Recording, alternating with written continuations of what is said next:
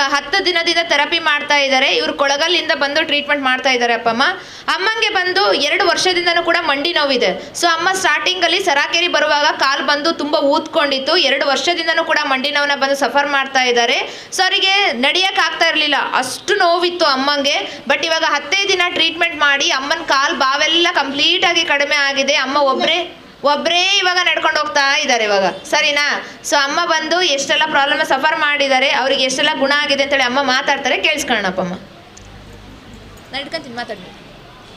ನಾನು ಬರೋಕೆ ಇವತ್ತಿಗೆ 10 ದಿನ ಆಯ್ತು. ಇಲ್ಲಿಗೆ ಬರೋಕೆ ಕಾಲು ಸನ ಇತ್ತು, ಹಿಂಗೆ ತಿನ್ನೋಕ್ಕಾಗ್ತಿದ್ದಿಲ್ಲ. ಇವಾಗ ಬೇಸ್ ನಡೀತು. ಯಾವಾಗಿಂದ ಇತ್ತು ಇದು ನೋವು? ಇದು ಅವಲ್ಲಿದ್ದ ಇತ್ತು, ಹಂಗೆ 2 ವರ್ಷದಿಂದ. ಏನು ಮಾಡ್ತಿದ್ರಿ ನೋವು ಬಂದಾಗ? ನಾವು ಏನಿಲ್ಲ ಮೇಡಮ್, ನಾವು ಸ್ವಲ್ಪ ಪೂಜೆ ಮಾಡ್ತಿದ್ವಿ, ಗುಳಿಗೆ ತಗೊಂತಿದ್ದೆ ನೋವು ಬಂದಾಗ. ಏನು ಕೆಲಸ ಮಾಡ್ತಿದ್ರಿ? ನಾನು ಏನು ಕೆಲಸ ಇಲ್ಲ, ಹೊಲ್ದ ಕೆಲ್ಸಕ್ಕೆ ಹೋದೆ. ಹೋದರೆ ಇಲ್ಲದಿದ್ರೆ ಗುಡಿ ಕೆಲಸ ಮಾಡ್ತಿದ್ದೆ ಅಷ್ಟೇ. ಗುಡಿ ಪೂಜೆ ಮಾಡ್ತೀನಿ ನಾನು. ಶುಕ್ಲ ಮುಂದೆ ರಾಮನಮ್ಮ ಪೂಜೆ ಮಾಡ್ತೀನಿ. ಇವಾಗ ಎಷ್ಟು ದಿನ ಬಂದ್ರಿ ಇಲ್ಲಿ ಟ್ರೀಟ್ಮೆಂಟ್ಗೆ? ಇವತ್ತಿಗೆ 10 ದಿನ. ಓಕೆ, ನೀವು ಸ್ಟಾರ್ಟಿಂಗ್ ಅಲ್ಲಿ ಬಂದ್ರಲ್ವಾ, 1 ದಿನ 2 ದಿನ ಆದ್ಮೇಲೆ ನೋವೇನೋ ಜಾಸ್ತಿ ಆಗಿತ್ತಾ? ಜಾಸ್ತಿ ಆಗಿತ್ತು. ಹೇಳಿ ಮತ್ತೆ. ಇವಾಗ ಹೊಸದಾಗಿ ಬರ್ತಕ್ಕಂಥ ಅಪ್ಪ ಅಮ್ಮಂದಿರಿಗೆ ನನಗೆ ಬುಗುಲ್ ಬಂತು. ಇದೇನೋ ಕರ್ಕೊಂಡೋಗ್ಬಿಟ್ಟು ಚಂದ್ರಮ್ಮ, ನನಗೆ ಕಾಲನ್ನು ಜಾಸ್ತಿ ನೋವಾಗ್ಬಿಡ್ತು.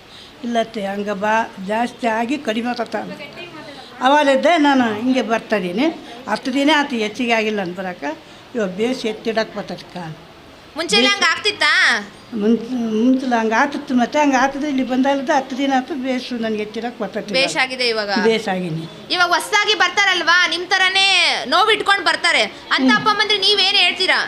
ಹೇಳ್ತೀರಿ, ನಾನು ಬೇಸಾಗಿನಿ, ಬರೀ ಹೋಗೋಣ್ರಿ ಅಂತೀನಿ. ಅವ್ರು ಇಷ್ಟ ಬಂದರೆ ಬರಲಿ, ಬಿಟ್ಟರೆ ಬಿಡಲಿ. ನಾನು ಒಳ್ಳೇದಕ್ಕೆ ಹೇಳ್ತೀನಿ ಅವ್ರಿಗೆ. ಅವ್ರು ಬಂದು ತೋರಿಸ್ಕೊಂಡು ಹೋಗೋದು ಇಲ್ಲ ಅಷ್ಟೇ. ನೀವು ಮಾತ್ರೆ ಗೀತ್ರೆ ಏನಾದರೂ ಕೊಟ್ರಾ ಇಲ್ಲಿ? ಇಲ್ಲ, ಮಾತ್ರೆ ಗೀತ್ರೆ ಏನು ತಗೊಂಡಿಲ್ಲ. ಟ್ರೀಟ್ಮೆಂಟ್ ಮಾಡಿನೇ ಸರಿಯಾಗಿದೆ. ಸರಿಯಾಗೈತೆ. ಓಕೆ ಅಮ್ಮ, ಥ್ಯಾಂಕ್ ಯು.